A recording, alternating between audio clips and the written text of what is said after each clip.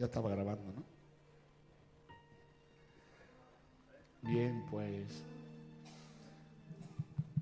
sin dormirte, cierra tus ojos por respeto al Señor. Amén. Y voy a rogar a mi hermano Pepe, si es tan amable, obrero del Señor, que presente este rato donde creo que la palabra también va a fluir y que el Señor prepare nuestra tierra para entender las cosas. Venga, amén.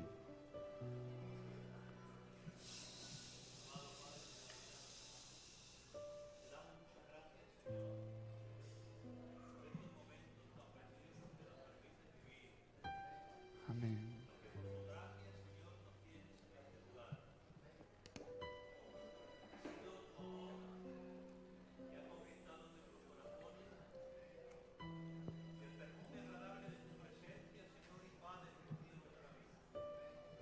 Amén.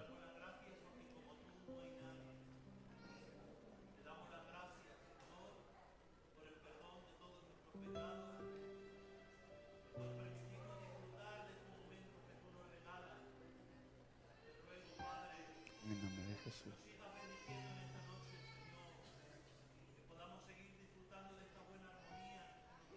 Amén. Tu preciosa presencia.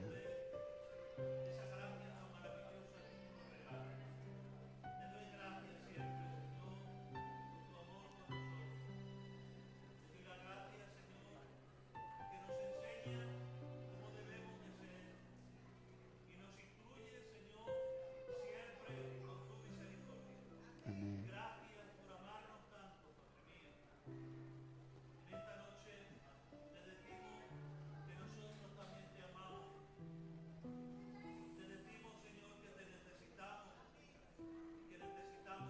Amén.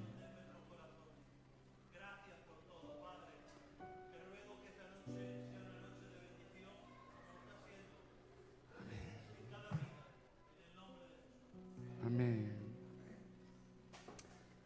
Señor, me uno a la oración de mi hermano Pepe, Señor, para pedirte, Señor, por esta mujer de Andújar, Señor, que mañana le van a hacer una prueba, Señor, y tú sabes que ellos lo están pasando mal, por lo que ya llevan recorrido con esta enfermedad,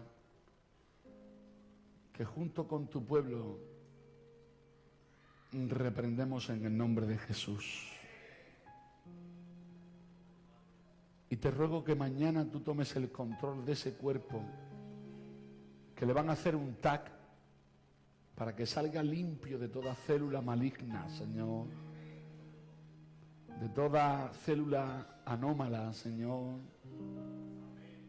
para que ese cuerpo quede libre de toda patología en el nombre de Jesucristo, Señor. Y te pido por esta petición también que han hecho en el Facebook, Señor. Bendice esa casa, Dios mío, que está necesitando la intervención de tu mano, tu provisión, Dios mío, Señor. Si tú quieres, Señor, intervenga, Padre, en favor de esa familia, Padre. Tú sabes lo que ellos necesitan.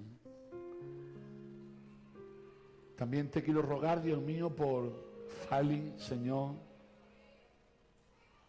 el hermano del Tito Ramón, Señor. Hoy han dado buenas noticias, pero pedimos que mañana vuelva a haber mejores noticias, Señor. Dependemos de ti, oh Padre. Y tu iglesia, sus familiares, sus amigos, te pedimos que en el nombre de Jesucristo quede sano total, Dios mío, de toda amenaza de enfermedad, Señor. Que tu mano poderosa tome el control de su vida y que podamos darte gloria una vez más, Señor, porque tú eres el Dios de las proezas. No tienes la obligación de hacer nada, Señor. Y tú sabes que te vamos a honrar y a darte la gloria. No porque nosotros seamos buenos, sino que porque en tu bendita gracia tú nos has iluminado para ver tu grandeza, Dios mío. Actúa tú, Señor, en el nombre de Jesús. Amén, amén y amén. ¿Qué os parece si en este buen ambiente damos paso a nuestro hermano?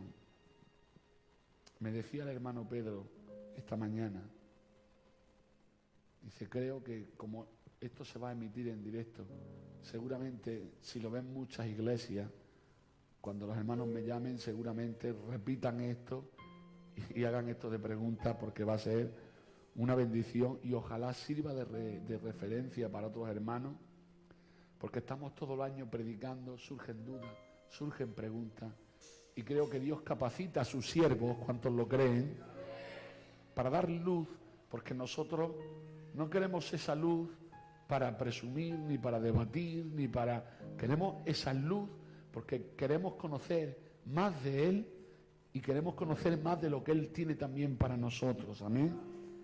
Así que, ¿qué os parece? En este buen ambiente, yo ya me quito de aquí, le damos un aplauso al Señor y dejamos a nuestro hermano Pedro. Amén. Venga, adelante.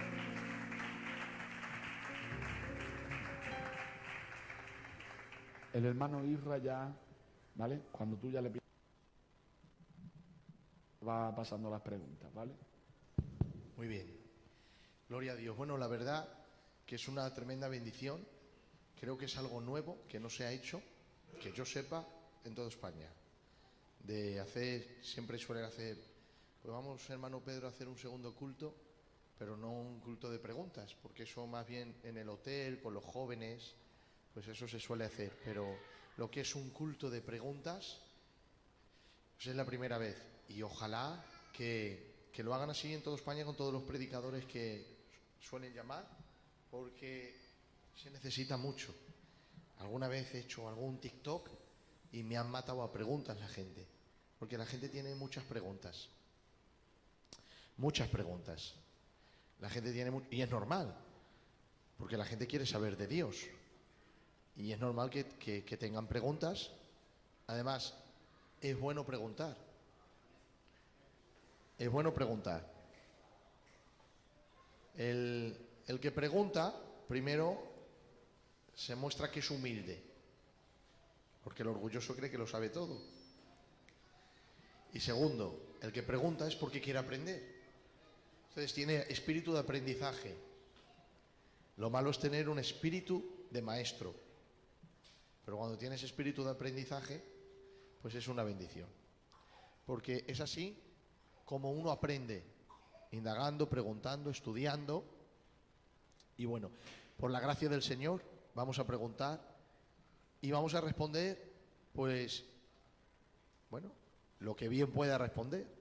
Lo que no sepa responder, pues no, porque no me sé todas las preguntas y gracias a Dios que no me las sé. Amén.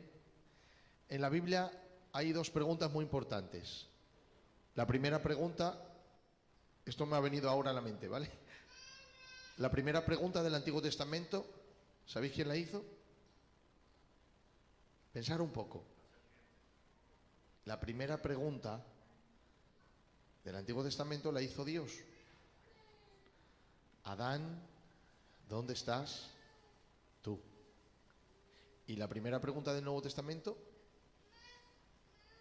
¿dónde está el Rey de los Judíos? Que su estrella hemos visto en el oriente y venimos a adorarle. La primera pregunta fue de Dios al hombre, ¿dónde estás tú? Y el hombre se escondió. Y la primera pregunta del Nuevo Testamento es del hombre hacia Dios, ¿dónde está el Rey? Y el Rey dijo, aquí estoy. Cuando Dios pregunta, el hombre se esconde. Y cuando el hombre pregunta por Dios, Dios sale al encuentro. Hoy Dios te quiere responder, porque Dios no se esconde. Quiere responder tus preguntas. Amén. Entonces, con la ayuda del Espíritu Santo, y le pido a Él la capacidad que me dé para poder responder lo que Él quiera, de acuerdo a su voluntad. Amén. Hermano. Una pregunta del hermano José Plantón. ¿Hay alguna diferencia entre el ministerio de profeta del Antiguo Testamento con lo del Nuevo Testamento? Por ejemplo, la función de Elías o la de Ágabo, ¿era la misma? Y otra pregunta, ¿a día de hoy este ministerio cesó? Vamos a ver, tocante a la profecía, por ejemplo, si ves que Elías profetiza, viene una lluvia o va a cesar la lluvia, eso es algo que pasó en el futuro y ocurrió. No sabemos cuánto tardó entre la profecía y el cumplimiento, pero es algo que ocurrió de verdad. Él dijo, por mi palabra que no lloverá. La Biblia no dice si días después llovió y al final cesó la lluvia poco a poco o cesó desde ese momento y se terminó. Pero era una profecía tocante al futuro, no lloverá. Y no llovió durante 3 años y 6 meses. Ahora, si nos vamos al Nuevo Testamento, Agabo profetizó algo del futuro. Dice, veo por el Espíritu que viene una gran hambre a la tierra. Y dice Lucas, lo cual ocurrió en tiempo de Claudio. Entonces, si tú asemejas esos dos ministerios, proféticamente hicieron lo mismo. Uno profetizó que no vendría la lluvia durante 3 años y 6 meses, algo futuro, y ocurrió. Y el otro también dijo que iba a venir una gran hambre y vino en tiempo de Claudio. Entonces, en cuanto a la profecía es igual, pero no en cuanto al mensaje. ¿Por qué? Porque Elías tenía un mensaje, él era profeta de Israel, no de Judá, era profeta de Israel y estaba destinado a un pueblo Israel. ¿Que Dios le hubiera podido llevar a otra nación? Bueno, pero por lo que se ve en la Biblia, no. ¿Su mensaje cuál era? La profecía para Israel y vivir de acuerdo a la ley. Entonces, Agabo no tenía ese mensaje. Agabo era un profeta de la iglesia, pero su mensaje era internacional, para todas las naciones. No era la ley, era la gracia. Y el mensaje es el Hijo, Jesucristo. La crucifixión, la muerte y la resurrección. Elías no podía predicar eso porque ni siquiera lo sabía. Entonces, el mensaje no es igual. La doctrina, pues no es igual. El oficio profético tampoco, porque uno está restringido a un pueblo y el otro uno es de Israel y el otro es de la iglesia. Y el mensaje del profeta estaba restringido a este pueblo y el mensaje de Agabo es un mensaje, pues como tú y como yo, que lo podemos compartir con el panadero, con el charcutero, con el vecino que vive a nuestro lado y con un hombre de Guinea Ecuatorial, con quien sea. El mensaje es para todo el mundo. Entonces, la misión, el mensaje, eso es totalmente diferente. Ahora, el tocante a la profecía, ¿usó Dios a Elías para una profecía del futuro? Sí. ¿Y a Agabo? También. Entonces, en esas dimensiones yo no veo por qué tiene que ser más grande de los del Antiguo que los del Nuevo. Además, si hablamos de gracia sobre gracia, ¿dónde el Espíritu de Dios ha derramado con más fuerza? ¿En el Antiguo o en el Nuevo? En el Nuevo. De hecho, en el Antiguo, Moisés dijo, ojalá todo el pueblo de Jehová fuese profeta. Ese era el deseo de Moisés. Joel profetizó, llegará el día en que el Espíritu de Dios se derramará sobre toda carne y profetizaréis. Ya no era un deseo de Moisés, era una profecía del Espíritu Santo. Luego, Juan el Bautista vio al receptor que iba a hacer cumplir el deseo de Moisés y la profecía de Joel. Dice, este es el que bautiza en Espíritu Santo y fuego. Y cuando llegó el día de Pentecostés, el Espíritu se derramó, hubo lenguas, ¿y qué dice Pedro? Esto que vosotros veis y oís es la profecía de Joel, y esto lo ha derramado él, porque se ha sentado a la diestra del trono de Dios. Entonces, ¿quién lo derramó? Cristo. Entonces, Cristo cumple el deseo de Moisés, la profecía de Joel y la proclamación de Juan el Bautista. ¿Y cuál es? La profecía, que el pueblo profetizará. Por eso Pablo dice que es más importante el que profetiza que el que habla en lenguas. Le da mucha importancia al don profético. Entonces, si en el Antiguo Testamento había profetas y en el Nuevo el cumplimiento del Nuevo es la profecía, ¿por qué va a cesar? Si precisamente en el Nuevo se ha cumplido. Entonces, en cuanto a la misión y el mensaje, totalmente diferentes. En cuanto a la dimensión profética, veo que es igual. Y en cuanto a qué ha terminado los profetas, no hay, José, absolutamente ni un solo verso en la Biblia del Nuevo Testamento ni del Antiguo que enseñe que el ministerio profético ha terminado. No hay ninguno, solo hay uno que usan nuestros hermanos bautistas, que Dios los bendiga, que es Efesios 2:20, que dice la Biblia: estamos fundamentados sobre el fundamento de los apóstoles y profetas, siendo Jesucristo la principal piedra del ángulo, en quien todo el edificio bien coordinado va creciendo para ser un templo en el Señor. Ahora ellos dicen, los cimientos se echan una vez.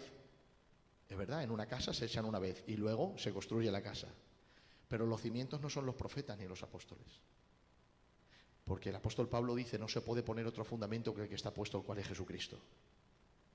Si leemos bien el texto, dice, fundamentados sobre el fundamento de los apóstoles y profetas. No dice fundamentados en los apóstoles y profetas, sino sobre el fundamento de ellos. ¿Cuál es el fundamento de ellos? La enseñanza de Cristo.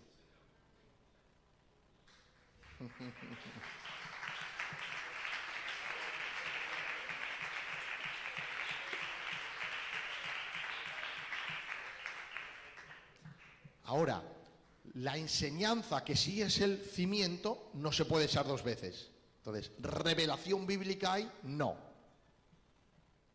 ¿Profetas hay? Sí. Porque el profeta y el apóstol no solo estaban diseñados por Dios para inspirar la Biblia, hay muchas otras funciones que se necesitan en la Iglesia sin la necesidad de echar el fundamento de la inspiración. Entonces, los nuevos apóstoles que Dios ha levantado a lo largo de la historia, o nuevos profetas, no pueden predicar un mensaje nuevo. Si es nuevo, no es de Dios, y si es de Dios, no es nuevo. Pero hay otras oficinas ministeriales dentro de lo profético y lo apostólico que se necesitan. Un apóstol es enviado. Un apóstol predica y le siguen las señales y los prodigios, como dice la Biblia. Un apóstol levanta ministerios, tiene un manto paternal. Nosotros tenemos hombres que son padres, que te acercas a ellos y sientes ese respeto de padre, y Dios le ha puesto sobre ellos. Y te metes bajo sus alas y creces en tres días con ellos, solo 3 años, y no has crecido tanto. Porque tienen un manto que Dios ha puesto sobre ellos, esa autoridad. Entonces, por ejemplo, el apóstol Emiliano es un apóstol del Señor. Jaime igual, que ya están con el Señor. Profeta tenemos al profeta Pelón.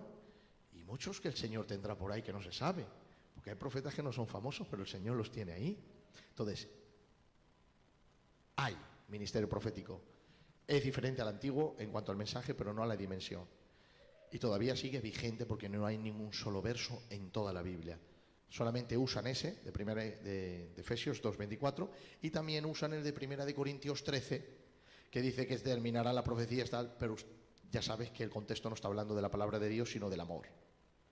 Ellos meten ahí la Biblia, hacen un malabarismo de textos que lo lees y no cuadra, no pega. Es como cuando nosotros también queremos decir algo por nuestra doctrina, decimos, no, pero la Biblia dice, no, pero no cuadra, tú sabes que no cuadra. Ese texto no cuadra ahí tampoco. No está hablando de la palabra de Dios que va a terminar, el contexto está hablando del amor, no de la Biblia. ¿Qué es lo perfecto? Lo perfecto ya sabes que es el cielo. Porque si para ser perfecto se necesitaba terminar la revelación, yo soy más perfecto que Pablo, porque Pablo murió en el 66 y el canon de la Biblia terminó en el año 99. ¿Tú me ves a mí más perfecto que Pablo? Sé sincero. No. Entonces, porque dice Pablo que el hombre que ha madurado es el que tiene lo perfecto. Entonces, yo no creo que nunca llegaré a tener la madurez del apóstol Pablo. Ojalá, pero ahora no me veo ni a la planta del pie. Entonces ese texto también es una tontería. De hecho, si el canon cierran los ministerios tan poderosos como el profeta, como el apóstol, como las señales y los milagros, no termines con la Biblia, por favor, porque lo necesitamos. La Biblia no es la cárcel de Dios, donde Dios ya no se puede mover. Es la revelación de Dios, que cuando se mueve, la Biblia dice, yo ya lo dije. Amén. Perdóname si me he extendido en esto, pero... Amén. La hermana Rosario pregunta, ¿por qué algunos dicen ningún suicida entrará en el cielo si la Biblia realmente dice homicida y no suicida? Claro. Bueno, esto es un tema muy delicado, ¿vale? Entonces, vamos a ver. No dice la Biblia ningún suicida, pero un homicida se está matando a sí mismo. No está matando a nadie, pero se está matando a sí mismo. ¿Por qué Dios condena ese pecado? ¿Por el simple hecho de matar?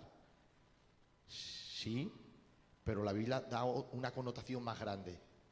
Dice la Biblia, cuando un hombre matare a otro, Génesis capítulo 9, otro hombre le matará porque a imagen de Dios has hecho el hombre. Es decir, que Dios ve un pecado grandísimo que un hombre mate a otro porque la imagen de Dios está en ese hombre. Ahora, si la propia persona se mata a sí mismo, él mismo está pegando un golpe de estado a la imagen de Dios. Y eso lo está viendo el Señor. Por eso es un pecado tan grave ese pecado. ¿Vale? Entonces, aunque no diga suicida, diga homicida, creo que lógicamente entra que la persona que se está matando a sí mismo es un homicida contra sí mismo. Entonces se puede interpretar de esa manera también, porque está atentando contra la imagen de Dios que hay en él. Y que el Señor reprenda a todo demonio y que todo el mundo huya de ese pecado en el nombre de Jesús.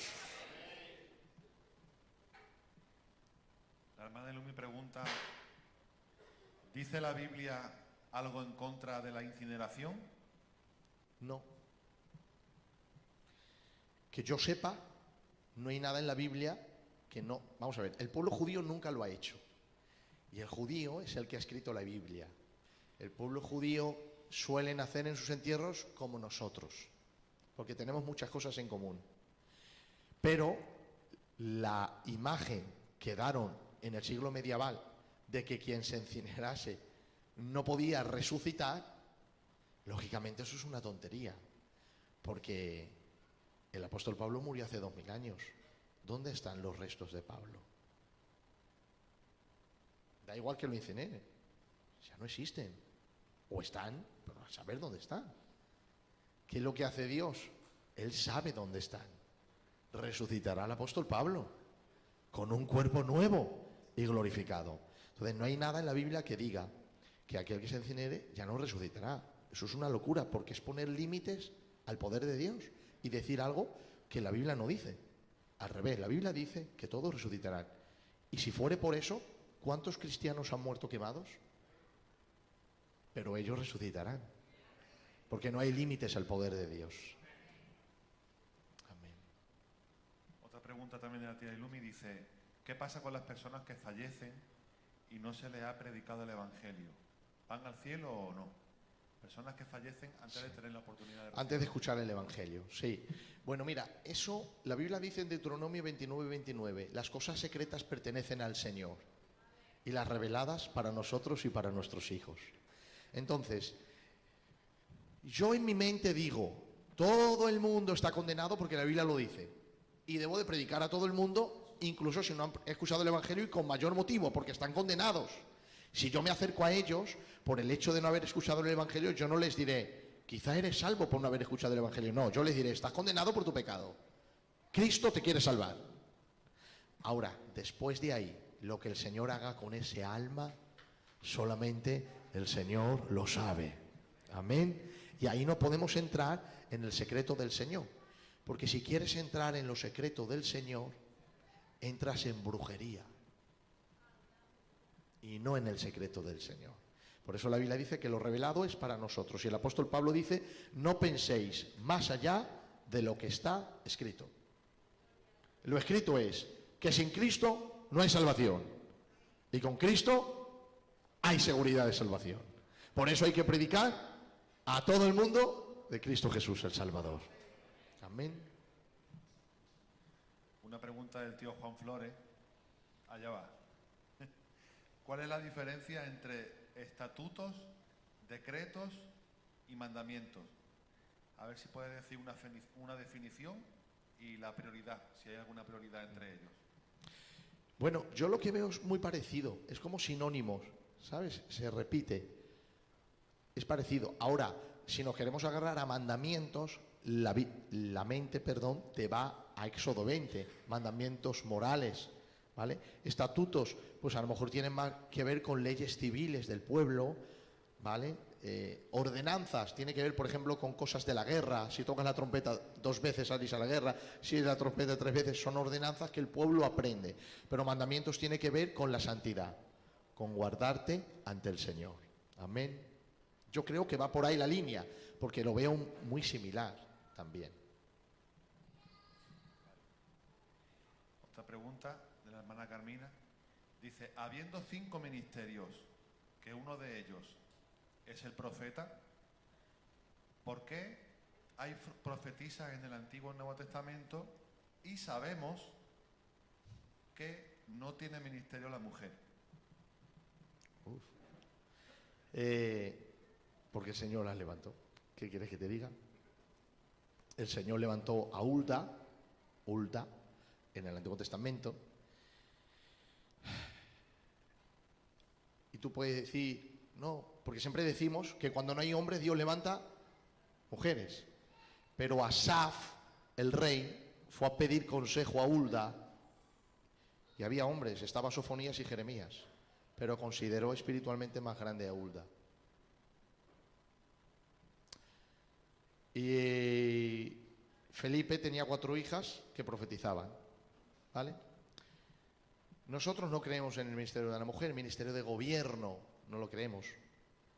Pero en la Biblia sí existen esas mujeres que Dios levantó. Tú puedes decir, son excepciones de Dios. Bueno, si lo quieres decir, yo no puedo darle una interpretación a algo que la Biblia tampoco establece. Lo que sí yo te puedo decir es que en la Biblia están. No, romper la Biblia no lo voy a hacer. Están las hijas de Felipe, está Ana la profetisa, que vivía en el templo y presentó al niño Jesús, habló del niño y profetizó. María, la hermana de Moisés, era profetisa, Hulda era profetisa, Débora era profetisa. Dios las usó, pero es verdad que para el gobierno de la Iglesia creo que es el hombre quien lo tiene que hacer. No porque el hombre sea mayor que la mujer. No. Porque Dios no ve al hombre mayor que la mujer. Eso es un pensamiento machista que Dios no lo tiene. No tiene que ver con que Dios ve que el hombre es mayor que la mujer, sino por principios de autoridad. Si no hay autoridad en una casa, en un hogar, en un gobierno, ¿qué es lo que va a haber? Anarquía. La Biblia dice que el hombre, la mujer se somete al hombre porque el hombre es su cabeza. Así como Cristo es la cabeza del hombre y como el Padre es la cabeza de Cristo. Pregunto, ¿es más el Padre que Cristo? Entonces, ¿por qué dice que el Padre es la cabeza de Cristo? Porque tiene que haber una autoridad en el gobierno de Dios que supedite todo esto. Entonces, aquí en la Iglesia, el hombre es la cabeza de la mujer, pero no porque sea mayor, sino tiene que haber un rango de autoridad, de gobierno, de orden. Y creo que el que lleva la Iglesia, pues es el pastor con los obreros y deben de ser los hombres porque son la cabeza de las mujeres. Pero no porque ustedes sean menos, porque de hecho, cuando un hombre hace un cuadro bonito, lo último que pone es su firma. Y cuando Dios terminó de crear la creación, lo último que hizo fue la mujer.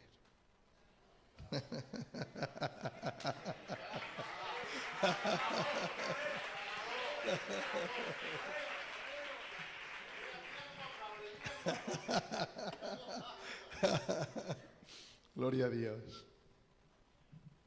Sí. El Eduardo pregunta, ¿en qué se diferencia la prueba de la tentación? ¿En qué y en cómo? Muy bien. La palabra prueba y tentación en griego es lo mismo, es la misma palabra, pero se sabe por el contexto. Una prueba viene de Dios, una tentación viene de Satanás. La prueba es tu amiga, la tentación es tu enemiga. La prueba te acerca a Dios, la tentación te aleja de Él. La prueba pone más deseos de buscar a Dios, la tentación los apaga. La prueba es la belleza de la vida cristiana, porque sin pruebas no sabríamos comprobar la bondad y la fidelidad de Dios. Entonces, la tentación viene de Satanás y la prueba viene del Señor. Pero hay que tener cuidado, porque cuando Dios te prueba, Satanás va a estar ahí para convertir esa prueba en tentación. El límite lo pones tú. O te quedas probado por el Señor y apruebas, o lo pasas a la tentación y te rebelas. Y lo que venía para edificarte viene para destruirte. Entonces tienes que mantenerte cerca del Señor para que la prueba tenga su cometido, porque cuando Dios te prueba es para probarte, no para descalificarte. La tentación viene para descalificarte. Entonces tienes que saber cuándo viene la prueba y la tentación. Todo lo que te aleje de Dios, que amargue tu espíritu y que te haga rebelar contra Dios, tienes que decir: Señor, ya se está convirtiendo en una tentación que me aleja de ti. Porque lo que vino a mi vida, vino para acercarme. Dios controla toda nuestra vida y no hay un pelo de nuestra cabeza que se caiga sin su permiso. Solo debemos de mantenernos, porque dijo Elifaz: hay gente tratada por Dios que muere sin saber que Dios le trató. Dios te prueba y descubres tú el por qué te está probando. Amén. El hermano Jesús nos pregunta algo.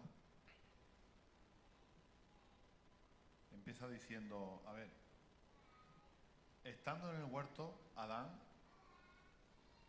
pecó, y el libro de Romanos dice: por cuanto Adán pecó, estamos destituidos de la gloria del Señor.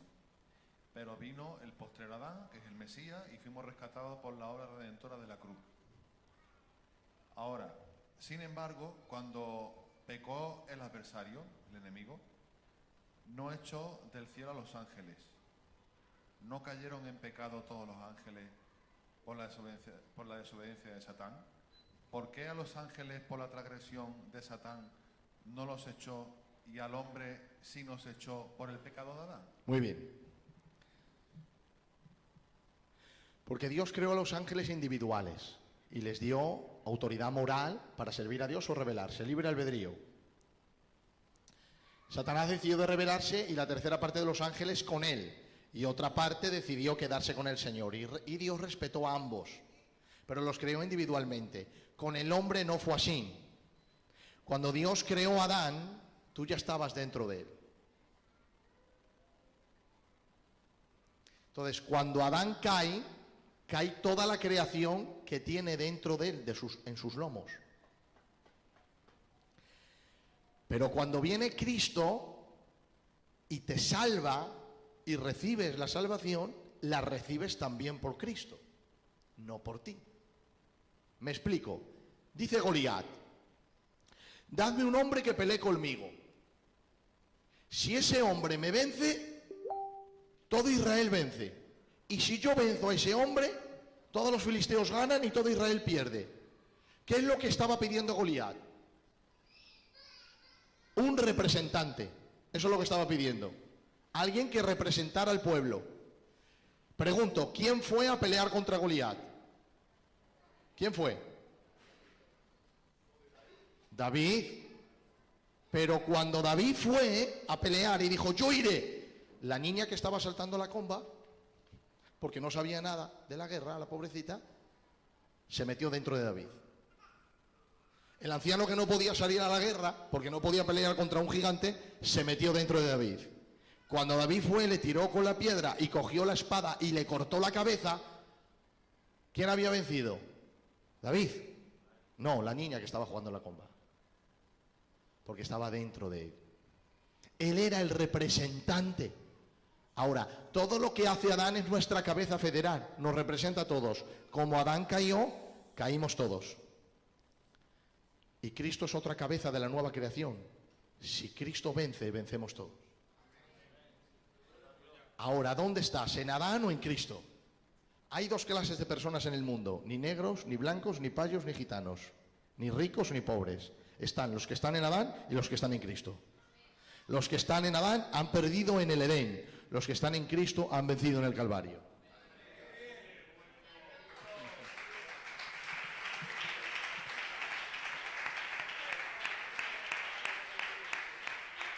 Dale la vuelta a eso que me ve, por favor. No estuve en el Edén y heredé la condenación.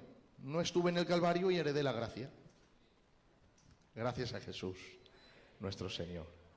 Entonces es porque Dios creó individualmente. En Adán no. En Adán estábamos todos metidos en sus lomos. Tu niña va a nacer. Ella estaba dentro de ti. A los ojos de Dios ya existía. Le ha dado realización en el tiempo. Tú estabas en Adán y en el tiempo viniste. Él te llamó y te trasladó de Adán a Cristo. Amén. Eso es lo que ha hecho con todos nosotros, por su gracia y por su amor. Y aquí tengo la última pregunta que la ha hecho mi Juan Antonio, mi sobrino. Él pregunta acerca de Génesis 11. Dice, ¿por qué intentaron edificar los hombres una torre hasta el cielo?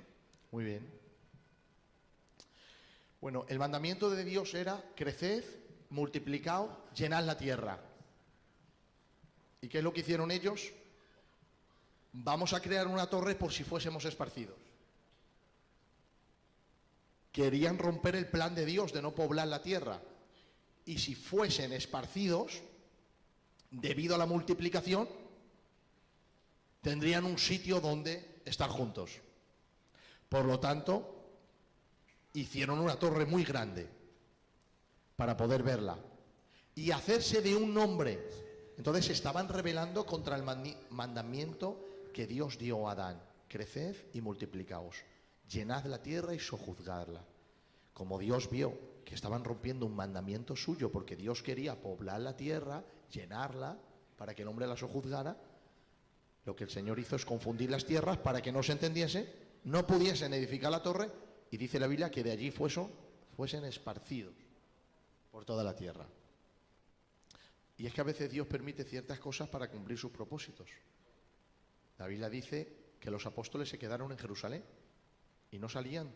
¿Y qué el Señor había dicho? Ir a Jerusalén, a Judea, a Samaria, hasta el último de la tierra. Permitió Dios la muerte de Esteban y una persecución. Y dice la Biblia que los discípulos fueron esparcidos, y según donde iban siendo esparcidos, fueron predicando de Jesucristo, el Hijo de Dios. Entonces Dios permite ciertas cosas para cumplir con sus propósitos, y la Torre de Babel es una de ellas. Amén. Gloria a Dios. ¿Hay más preguntas? ¿No? No hay No más. tengo más. Muy bien. Tengo una más. Me Sí. falta una pregunta.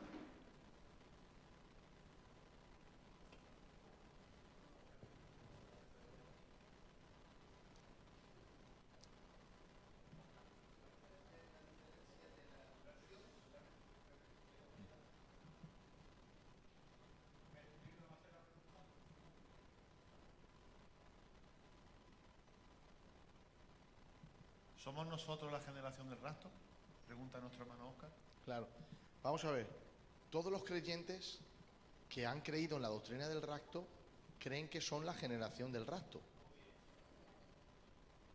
El apóstol Pablo dice: porque el Señor mismo, con voz de mando, con voz de arcángel, con trompeta de Dios, descenderá, y los muertos en Cristo resucitarán primero. Luego nosotros, Él se mete, los que habremos quedado, no precederemos a los que durmieron. Él no se cuenta entre los muertos, entre los que fallecieron. No precederemos a los que durmieron, porque el Señor mismo, con voz de mando, con voz de arcángel, con trompeta de Dios, descenderá, y los muertos en Cristo resucitarán primero. Luego nosotros, los que habremos quedado, seremos arrebatados juntamente con ellos en las nubes para recibir al Señor en el aire, y así estar siempre con el Señor. Él se metía en la generación del rapto, no en los que resucitaban. Ahora dice: en cuanto a los tiempos, es que si no escucho, por favor. En cuanto a los tiempos y las ocasiones, no tenéis necesidad de que nadie os escriba, porque yo ya os escribí que el Señor vendrá así como ladrón en la noche. Cuando digan paz y seguridad, vendrá sobre ellos. Ah, ¿no sobre ti, Pablo? No, pero si antes estabas tú. No, yo estaba en el arrebatamiento, no estaba en la destrucción. Porque antes de que venga la destrucción, ha venido el arrebatamiento. Vendrá sobre ellos destrucción repentina. Entonces Pablo se sentía parte de la generación del rapto. Y todos los hombres que han creído en esta doctrina mismo con se voz de sentían. mando, con voz de Entonces, arcángel, con trompeta de Dios descenderá. es verdad que estamos Y los más muertos cerca en Cristo. del rapto. Es lógico. Y todos Son los 2000 años hombres de historia que de han la creído Iglesia. en esta Entonces, doctrina, lógicamente, estamos más cerca del rapto porque no ha Es verdad venido. que estamos más cerca. Pero debemos pararnos frente a las cosas que están pasando para decir que somos? No. Porque los que creemos en el rapto no creemos en ninguna señal para el rapto. No hay señales para el rapto, hay señales para la venida de Cristo, pero el rapto no es la venida de Cristo. Ahora bien, indudablemente, si la venida de Cristo es 7 años después del rapto, cuanto más cerca estén las señales para la venida, mucho más cerca estará el rapto. Una cosa te lleva a la otra, pero no esperamos señales. Nosotros esperamos que suene la trompeta y nos vayamos con el Señor. Pero no esperamos señales. Nosotros esperamos la fe, que suene la trompeta y nos vayamos con el Señor. Además, pregunta por aquí. Nosotros esperamos la fe, que suene la Pregunta trompeta. nuestro hermano Fali, del 4 de diciembre. Pregunta por aquí. ¿En qué momento actuaba Jesús como hombre y como Dios? Vamos a ver. ¿En qué momento actuaba Jesús como hombre y como Dios? Vamos a ver. A ver. Es que la teología, la cristología, que han trabajado mucho los católicos en ella, hay muchas frases y muchas cosas que la Biblia no dice. Es verdad que cogen frases que son tremendas, que no hay que las aguante y tal, pero luego tú vas a la Biblia y no vas a ver nada de eso. La encarnación es esto, hermanos, sin más vuelta ni más rodeos. Yo me hago hormiga, hermanos, sin más vuelta ni más rodeos. ¿Quieres buscar a Pedro Losada en la forma de un ser humano y ya no lo vas a encontrar? ¿Quieres buscar a Pedro Losada? Porque Pedro Losada se ha hecho una hormiga. De un ser humano y ya no lo vas a encontrar. Ya no tiene forma humana, tiene forma de hormiga. Pero sigo siendo yo. Tiene forma humana, tiene mi personalidad, quien soy, mi ser. No ha dejado de existir, pero estoy en forma de hormiga. La Biblia dice, el que era en forma de Dios no estimó a ser igual a Dios como cosa que aferrarse, sino que tomando forma de siervo. Entonces, ¿cuándo actuaba él como Dios y como hombre? Siempre, porque era Dios hecho hombre. Cuando dormía, ¿quién dormía? Dios hecho hombre. Cuando predicaba, ¿quién predicaba? Dios hecho hombre. Cuando sanaba, ¿quién sanaba? Dios hecho hombre. Cuando preguntaba, ¿quién preguntaba? Dios hecho hombre. Ahora, como Dios lo sabía, como hombre preguntaba. Y como hombre experimentaba en sus carnes lo que como Dios ya sabía sin haberlo experimentado porque no tenía un cuerpo para ello. En sus carnes lo que como Dios ya entiende. Es el misterio de la encarnación. Ahora, ¿cómo hizo todo? En el poder del Espíritu. Él como hombre, el Espíritu Santo vino sobre él, le ungió con poder y lo que hacía, lo hacía en el poder del Espíritu Santo porque Dios Padre estaba con él. Y así lo dice la Biblia. Si yo por el dedo de Dios echo fuera a los demonios, el dedo de Dios es el Espíritu Santo, ciertamente el reino de Dios ha llegado a vosotros. Y Hechos, dice la Biblia, Jesús, profeta, aprobado delante de Dios y de los hombres con señales y prodigios, porque Dios estaba con él. Entonces él actuó como un hombre empoderado por el Espíritu Santo. Ahora, Dios hecho hombre, esa diferencia no. Él era Dios hecho hombre siempre. Y así se ve. ¿Vale? Porque es así como lo muestra la Biblia. Más cosas es un rollo tremendo en la mente que te meten y no está en la palabra del Señor. Porque es así como lo muestra la Biblia. De todas maneras, por ejemplo, tocante al ministerio del profeta, en mi canal de YouTube está Profeta, Vigente o Caducado. Del profeta. Cristología, hay 4 estudios, los pueden escuchar. Cristología, Pedro Losada y te sale. Profeta, Vigente o Caducado, Pedro Losada, te sale. Apóstol, Vigente o Caducado, Pedro Losada y te sale. Vale, lo digo también porque si quieren luego pues seguir indagando en esto que estoy diciendo, pues ahí está y duran 1 hora cada estudio, ¿vale? Más o menos. Seguir indagando en esto que estoy diciendo, pues ahí está y duran 1 hora cada estudio. Pregunta del hermano Pepito. Si se puede diferenciar emoción de unción o manifestación de Dios. Si se puede diferenciar emoción de unción o manifestación. Pues claro que sí. Mirad, una vez, literalmente, una niña de 2 años estaba llorando mucho, llorando. Literalmente, una niña, su madre se enfadó y la empezó a pegar en las manos a la niña para que se callara. La hizo tanto daño, que cuando se paró, fueron al hospital y tuvieron que amputarle las manos a la niña. Que cuando se paró, fueron al hospital. ¿A qué te da tristeza? Te he emocionado. ¿A qué te da tristeza? Eso es emoción, porque eres un ser humano almático. Entonces te he dicho algo que te ha entristecido, no es verdad, me lo he inventado. Porque eres un ser humano almático. Entonces te he dicho algo que te ha entristecido, no es verdad, me lo he inventado. Porque eres un ser humano almático.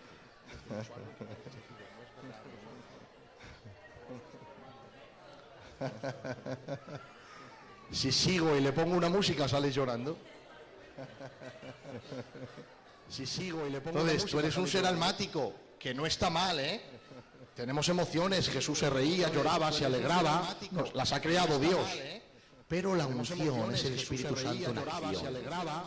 Trae iluminación, confrontación, regeneración, nuevo nacimiento, te mete en Cristo, te bautiza y te salva. La emoción no hace eso, la unción sí. Y esa es la diferencia.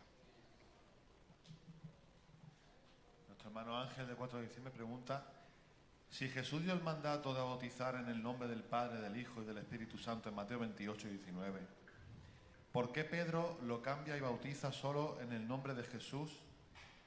Hechos 2:38. No solo Pedro, los apóstoles en el Nuevo Testamento solo bautizan en el nombre de Jesús, no de los tres. La pregunta es ¿por qué? Claro. A ver. Nosotros vemos que el Evangelio llegó al mundo entero, ¿verdad? Nosotros llevamos, ¿cuántos años llevamos de Evangelio? En Filadelfia.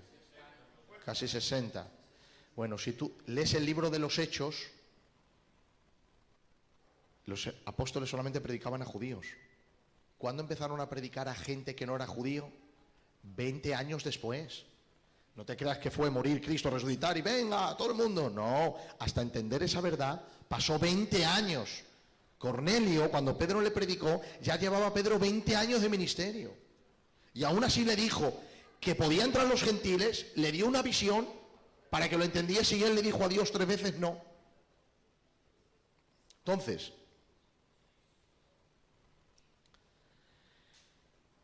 cuando un judío se convierte, no le es problema recibir al Espíritu de Dios. Job capítulo 38, ellos creen en el Espíritu de Yahvé. Y en Yahvé también. ¿Cuál es el problema para un judío? Jesús. ¿Por qué lo bautizaban en el nombre de Jesús? Porque el nombre identifica a la persona. Entonces no estaban rompiendo el mandamiento, pero estaban dando a entender a los otros judíos que éste no se bautizaba en el nombre de Yahvé o por el poder del Espíritu Santo, sino que se estaba identificando con la comunidad nueva que Dios estaba levantando en nombre del Mesías, llamado Yeshua, el Hijo de Dios. Por eso ellos usaron el nombre de Jesús, pero eso no quiere decir que nosotros debamos de romper la norma de que se bautice en el nombre del Padre, del Hijo y del Espíritu Santo, porque Jesucristo lo dijo. Y además, la Didache es un libro de leyes que no son bíblicas, son extra bíblicas, pero escrito por los apóstoles, data del año 100. Y los apóstoles dan mandamientos de cómo recibir a un profeta, cómo recibir a un hermano, cómo ayudar a una viuda, y allí está escrito que cuando bauticemos a alguien por las aguas, ellos dijeron, le bautizamos en el nombre del Padre, del Hijo y del Espíritu Santo. Pero la razón fue por la que acabo de mencionar, porque el Evangelio no entró rápidamente a los gentiles, se tiró 20 años predicado solamente a los judíos. Y esa es la razón para identificarse con el Mesías, porque el problema para los judíos era el Mesías. De hecho, ¿cuál fue el problema? La primera persecución fueron los judíos. Y el apóstol Pablo, los únicos enemigos que tenía, ¿quién era? Los judíos que se infiltraban en la iglesia. Además, él dijo en Primera de Tesalonicenses que los judíos no obedecen a Dios. Y dijo que el Señor los iba a castigar. Claro, porque era muy fuerte lo que estaban haciendo en contra de él. Porque se rebelaban contra el Señor. Entonces, son los primeros opositores del Evangelio. Pablo dijo, Cristo para los judíos es tropezadero, para los griegos locura, mas para los llamados, así como judíos y como griegos, Cristo poder de Dios, sabiduría de Dios. Y esa es la razón por qué bautizaron en el nombre de Jesús.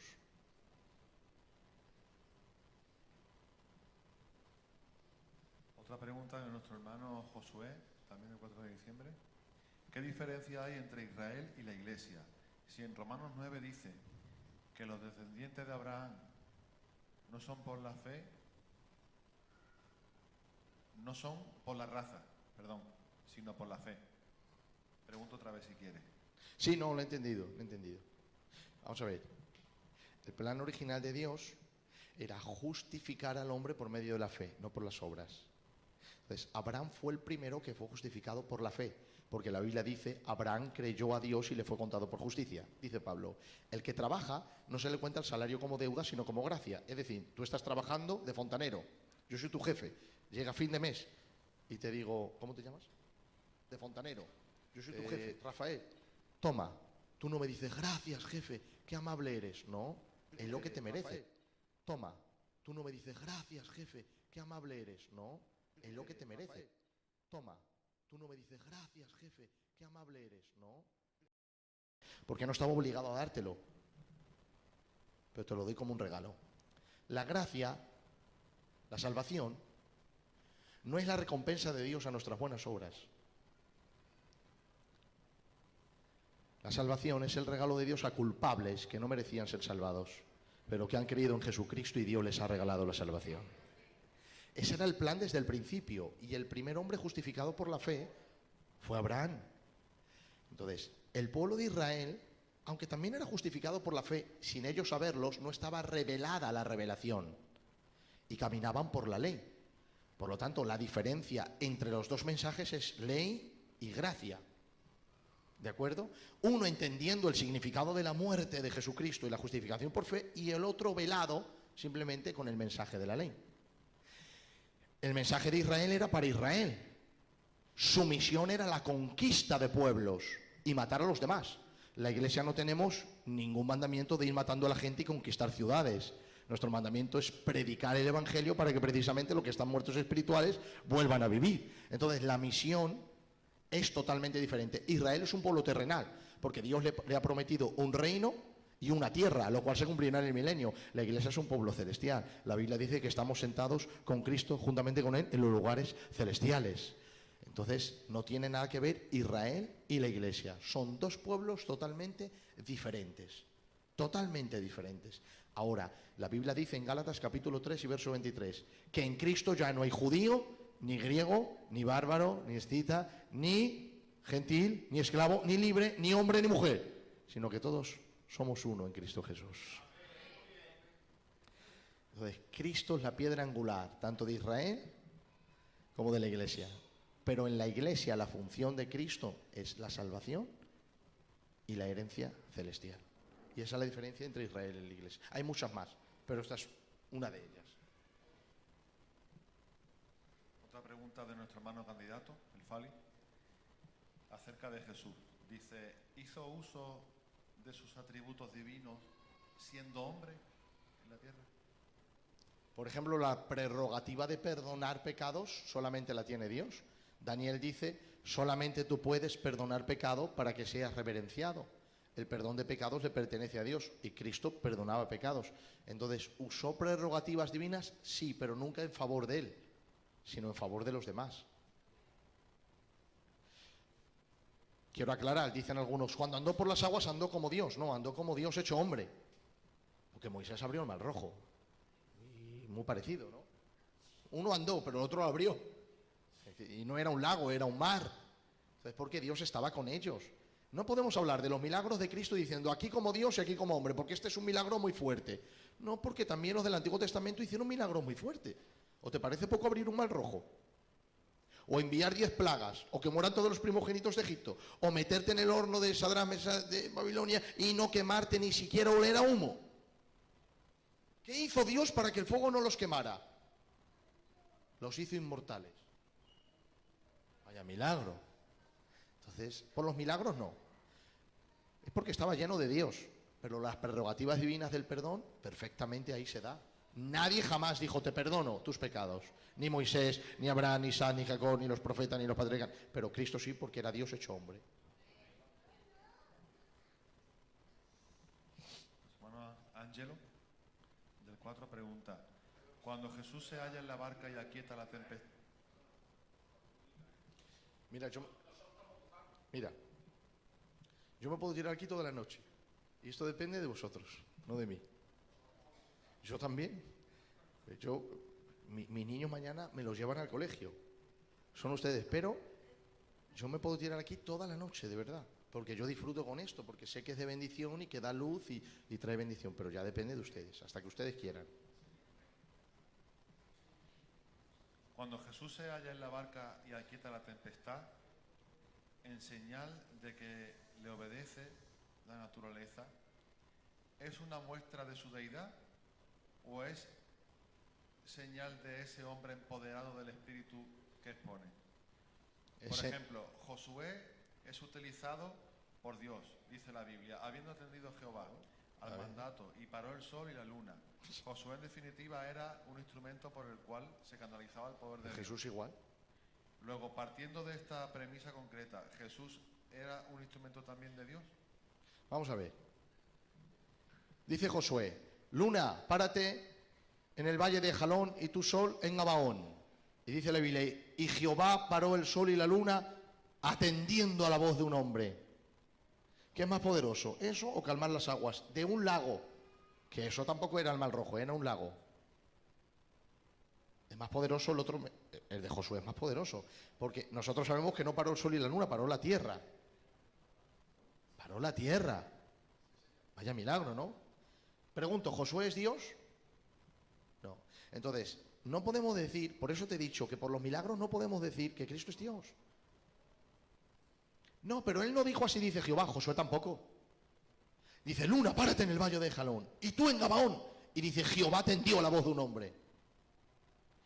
Y Elías, ¿qué dijo? Por mi palabra no lloverá. Y el Señor escuchó su voz y no llovió. Ahora. Luego Elías dijo, Señor, que todo el mundo sepa que todo esto le he hecho por mandato. Y de Cristo, ¿qué dice la Biblia? Todo lo que yo he hecho, se lo he visto hacer a mi Padre primero. O sea que todo lo hacía también por revelación. Las prerrogativas divinas es el perdón. Y luego porque el apóstol Pablo dice que es Dios. Romanos capítulo 9. Juan dice que es Dios. Juan capítulo 1 y verso 1 y verso 2. Timoteo 3:16 dice que es Dios. Y muchos versos dicen que es Dios. Haces un paralelo entre los pasajes del Antiguo Testamento y los de Cristo, hablando Jehová y hablando Cristo, y habla la misma persona porque es Dios. Entonces, Jesucristo es Dios. Pero no por los milagros, porque los milagros han hecho milagros todo el mundo.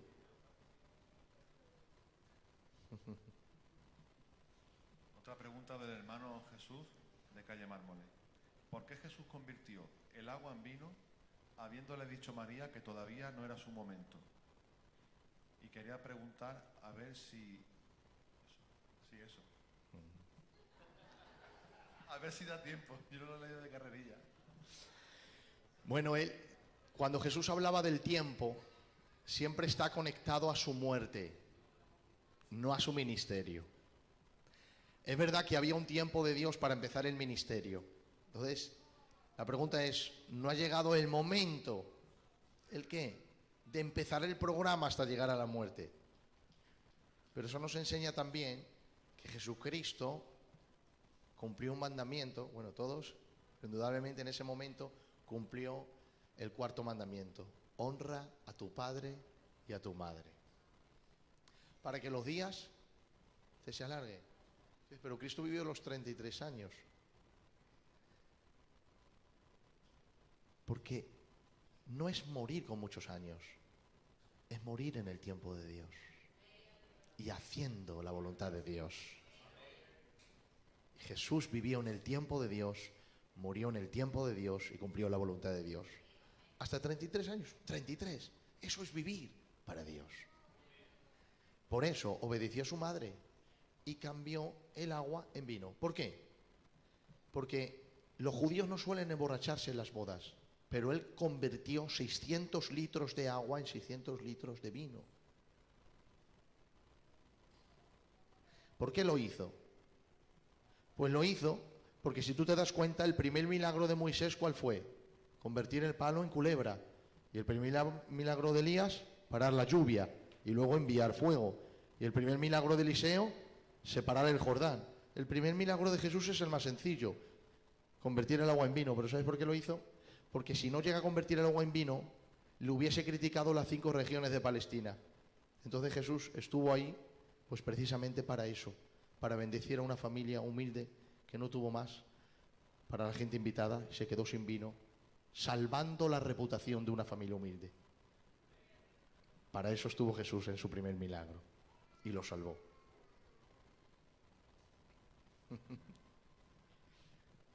Pregunta al hermano Abraham, cuando Dios dice hagamos al hombre, ¿quién está hablando? Ahí está hablando el Padre. Hagamos al hombre. Está hablando con el Hijo y con el Espíritu. Y dice la Biblia, y a imagen de Dios es hecho el hombre. Pero ahí la voz es la del Padre.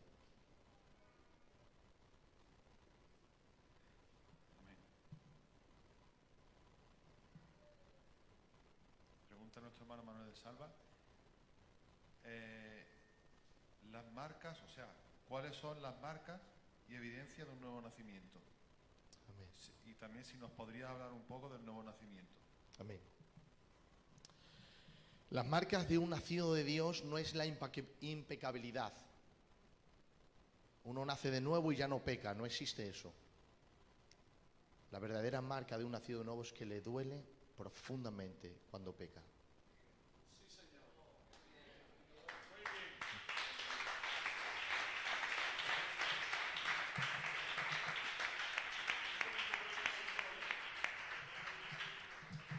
Luego el apóstol Juan, en su epístola, habla de muchas marcas de nuevo nacimiento. El que es nacido de Dios no practica el pecado. El que es nacido de Dios hace justicia. El que es nacido de Dios ama. Todas esas son señales de que uno ha nacido de Dios. No es la base de nuestra salvación. La santidad no es la base de nuestra salvación. Es la evidencia de que somos salvos. Porque cuando uno es santo, cuando uno es salvo, Dios lo transforma para ser santo.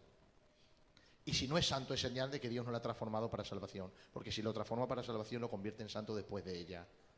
Entonces, la base de un manzano, ¿cuál es? ¿Las manzanas que se ven o la semilla que no se ve?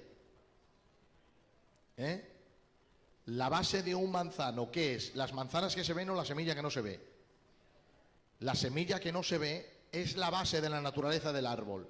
Pero ¿por qué nosotros sabemos que es un manzano? ¿Por la semilla o por las manzanas? Sabemos que hay manzanas porque hay semilla.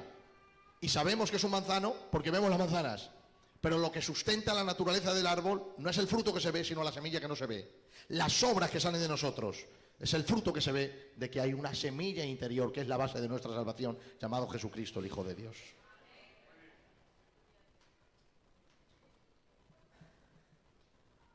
Sí, tengo aquí otra pregunta, que no sé si se la habrán hecho al hermano Pepe de Getafe.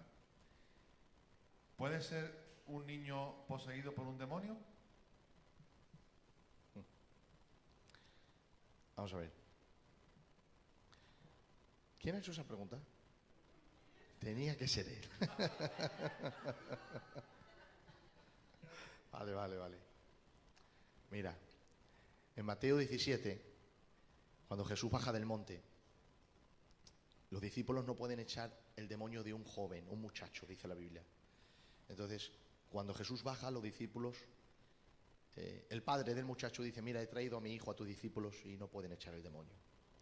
Jesús le mira a ellos y le dice, generación incrédula y perversa, ¿hasta cuándo de estar con vosotros os he de soportar? Traer al muchacho. Entonces le pregunta al padre, ¿desde cuándo le sucede esto? Lo que le está pasando ahora, esos tembleques que le daba, estaba echando pumarajo. Esto, ¿cuánto hace que le pasa? Dice el padre, desde niño. Estaba poseído desde niño. Entonces, ¿qué nos enseña? Que tenemos que tener cuidado con nuestros hijos. Porque le damos el móvil y nos vamos. Y Satanás se queda. Y no le debe interesar más a Satanás nuestros hijos que nosotros. La custodia de tus hijos te las ha dado Dios a ti. Y eres el responsable de cuidarlos en el temor del Señor.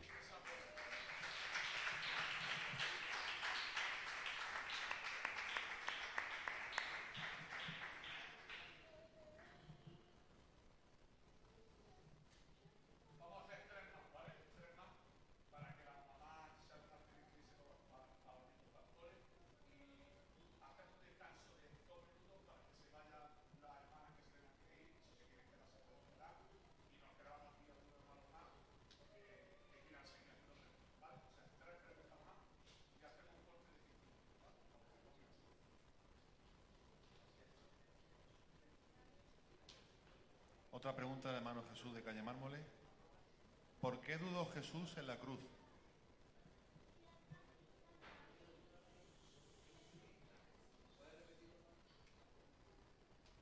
La pregunta es, ¿por qué dudó Jesús en la cruz?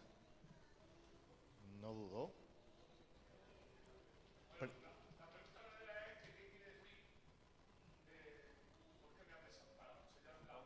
Ah, sí.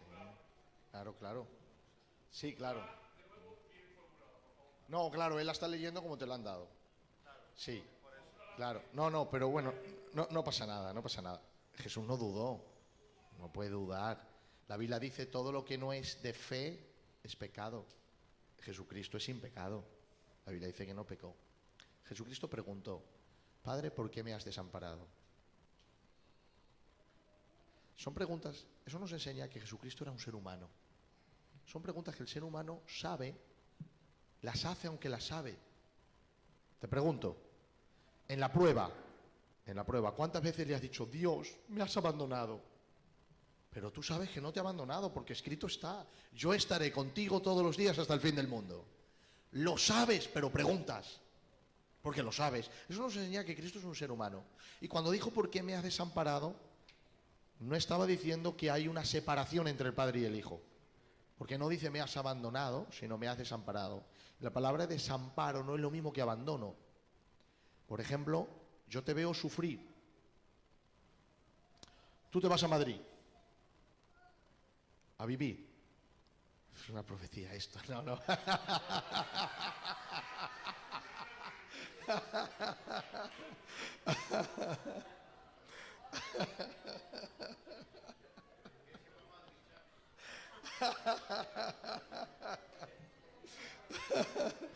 No, la Tony estará gozando. Mira, te vas a Madrid. Tú te vas, pero todos los meses te envío 300 euros. No estás a mi lado, pero no te he desamparado. Porque estás bajo mi cobertura, te estoy ayudando a seguir adelante. Entonces el desamparo es poder ayudarte y no hacerlo. El Padre estaba en Cristo, podía quitarlo de ahí, pero no lo hizo. Le negó su ayuda para ayudarte a ti ahora. Eso es lo que ocurrió. Pregunta nuestro hermano Josué, del 4 de diciembre. ¿Puede un niño, en consecuencia de la pregunta anterior, ir al infierno? No. Puede estar endemoniado, sí, porque la Biblia lo dice. Pero la Biblia dice, y es que yo lo veo muy claro este texto, hay gente que hace de aquí un malabarismo, no me gusta hacer eso con la Biblia, yo la leo y la creo. Dijo el Señor, dejad a los niños venir a mí, porque de tales es el reino de los cielos. Entonces, ellos han nacido con una naturaleza pecaminosa y han nacido siendo pecadores. Pero creo personalmente que se salvan. Porque Dios no es un loco lunático celeste. Dios es muy cuerdo. No es muy cuerdo, es la cordura. Y sabe que un niño no se puede arrepentir. Entonces, ¿cómo pedirle salvación de arrepentimiento a un niño que no se puede arrepentir? ¿Y cómo condenar a un niño que no sabe lo que ha hecho? Precisamente por eso no se puede arrepentir. Entonces, ahora, ¿se salva porque es un niño? ¿Se salva porque es un niño? Ese es el medio, pero no la causa. Se salva porque Jesús ha muerto. El sacrificio de Cristo cubre a ese niño. Lo limpia del pecado original de Adán y se lo lleva con él al cielo. La inocencia es su medio, pero no la causa. Si yo oro, ¿Dios me usa? Sí, si vivo una vida de oración, Dios me va a usar. Pero Dios no me usa porque oro. Es el medio, la causa es la gracia. Porque si Dios no hubiera condescendido a querer bendecirme, jamás lo hubiera pasado. Entonces la gracia me llevó a orar. No lo hace sin ella, pero no por ella. Es así la salvación del niño igual. La causa no es el niño que ha muerto, sino el niño que nació en Belén. Amén. Pregunta el Salvador Enrique. ¿Se puede tener un encuentro con Dios sin temor de Él? No. Cuando uno tiene un encuentro con el Señor, lo que el Señor instala en el corazón es temor. Es temor. Además, voy a hacer una pregunta. ¿Cuál es el principio de la sabiduría? ¿El final o el principio? Es el ABC y nosotros lo damos como lo más importante. La Biblia lo da como los primeros 3 escalones. O sea que si no tienes temor de Dios no estás ni en lo primero. El temor del Señor es muy profundo, pero empieza para gente en mantillas. Porque es el principio de la sabiduría. No es el final de la sabiduría. Son los 3 primeros escalones. El ABC del abecedario del temor de Dios. Pero cuando uno tiene encuentro con el Espíritu Santo, el Señor pone un temor en ti hacia Dios. Ahora, hay 2 clases de temores en la Biblia: el servil y el paternal. El servir es el miedo a un jefe que me va a castigar. El paternal es un padre que quiero honrar. Y el temor que Dios pone en nosotros no es el servir, es el temor paternal. Por eso la Biblia dice: como hijos amados, obedeced al Señor. Voy a hacer una pregunta, perdóname, voy a hacer una pregunta más para poner fin a este primer ciclo, por si algunas hermanas quieren irse, que no se quieren ir. Nosotros estamos en la gloria, nos vamos a quedar un ratito más, amén. Si sigue la conversación o las preguntas, seguimos adelante, porque yo creo que el hermano Pedro está disfrutando y nosotros mucho más que él. Amén. Venga, pues hago esta pregunta y luego voy a dar 2 minutos por si alguien se quiere marchar y seguimos con la segunda parte. Me gustaría saber tu opinión, Pedro, acerca de Enoc y Elías. ¿En qué forma, si en cuerpo glorificado o no, están en el cielo? ¿Vale? Y después de esta pregunta que responda el hermano, damos 2 minutos, ¿vale? Venga. Claro, yo no creo que fueron al cielo. Fueron al paraíso, pero la Biblia habla de 3 cielos o 3 paraísos. Para el judío había 3 paraísos. El primer paraíso era el Edén. Ese se perdió. El segundo paraíso era el seno de Abraham. Está debajo de la tierra. Y el tercer paraíso es donde vive Dios, la morada de Dios, tercer cielo. Por eso Pablo dice: conozco un hombre hace 14 años que dentro del cuerpo, fuera del cuerpo, no lo sé, fue arrebatado al tercer cielo. Cualquier judío que lea le preguntaría a Pablo: fue arrebatado al paraíso, dice Pablo. Cualquier judío diría: ¿pero qué paraíso, Pablo? Porque hay 3. ¿Fuiste al Edén? ¿Te mostró Dios el seno de Abraham? ¿O fuiste donde está Dios? Entonces Pablo especifica: fui arrebatado al tercer cielo. Es decir, al paraíso de Dios. Por eso Jesús, ¿qué le dijo al ladrón? De cierto te digo que hoy estarás conmigo en el paraíso. ¿Pero a qué paraíso se refería Jesús? ¿Al cielo, al seno de Abraham o al Edén? Porque cuando él resucita, María le va a tocar y el sumo sacerdote no podía ser tocado antes de entrar al lugar santísimo, y dice él: no me toques porque todavía no he subido al Padre. Entonces, si Cristo no subió al Padre, ¿cómo le dijo 3 días antes al ladrón: estarás conmigo en el paraíso? Porque no se refería al paraíso del tercer cielo, pues no había subido, sino al paraíso del seno de Abraham. Entonces, siempre hemos dicho que el ladrón fue el primero en ir al cielo. No, el ladrón fue el último en ir al seno de Abraham, porque después de la resurrección se fueron todos con el Señor. Ahora dice la Biblia: ausente del cuerpo, presente al Señor. ¿Y dónde está Cristo? Desde ahora en adelante veréis al Hijo del Hombre sentado a la diestra del poder de Dios. Ya no vamos al seno de Abraham, el Edén se perdió y el seno de Abraham se quedó vacío. Ahora nos vamos directamente al reino de los cielos a estar con el Señor. Al seno de Abraham. Porque la Biblia dice, Jesús dijo: nadie subió al cielo, sino el Hijo del Hombre que está en el cielo. Entonces, si nadie subió al cielo, ¿cómo Elías y Enoc fueron al cielo? No, es que no fueron. Fueron al seno de Abraham. Porque si no, Jesús hubiese dicho: Elías y Enoc y yo solamente hemos subido al cielo. No dijo eso. Nadie es un negativo universal. Nadie. ¿Se entiende un negativo universal? Nadie subió. Significa que nadie, excepto uno, yo. Nadie puede venir a mí si el Padre que me envió no lo trajere. ¿Quién puede venir a Cristo? Nadie. Si vas porque el Padre lo trajo. un negativo universal. Eso es lo mismo. ¿Se entiende? Entonces, fue al seno de Abraham. Vale. Le damos un aplauso al Señor con alegría, por favor.